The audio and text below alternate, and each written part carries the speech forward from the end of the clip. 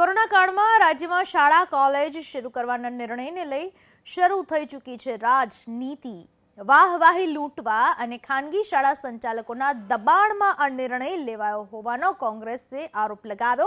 સાથે જ કટાક્ષ કરીને કહ્યું, સરકાર શાળા કોલેજ શરૂ કરતા પહેલા ખાનગી સંચાલકો સાથે ચર્ચા કરવાને બદલે તબીબ વર્ગ સાથે ચર્ચા કરવાની જરૂર હતી।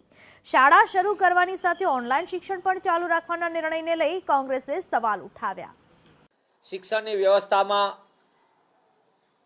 સતત ચિંતામાં વિદ્યાર્થીને વાલીઓ, મંદી, મોંઘવારીને મહામારીમાં પરેશાની અને એવા સમયે જ્યારે હજી વેક્સિનેશનની સ્પષ્ટતા નથી થઈ પૂરેપૂરી કે ક્યારે વેક્સિનેશનની કામગીરી શરૂ થશે, તેવા સંજોગોમાં રાજ્ય સરકાર નિર્ણય કરીને જાહેર કરે કે 11મી જાન્યુઆરીથી બાળકોને સ્કૂલે મોકલવાની, એટલે કે શાળા કોલેજો ખુલશે।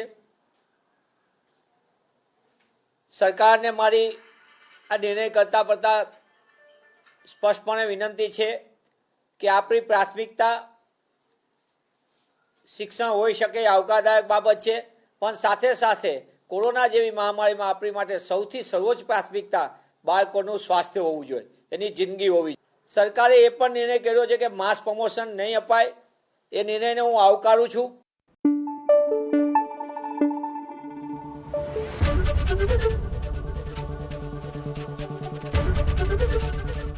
एबीपी अस्मिता, गुजरातनी अस्मिता।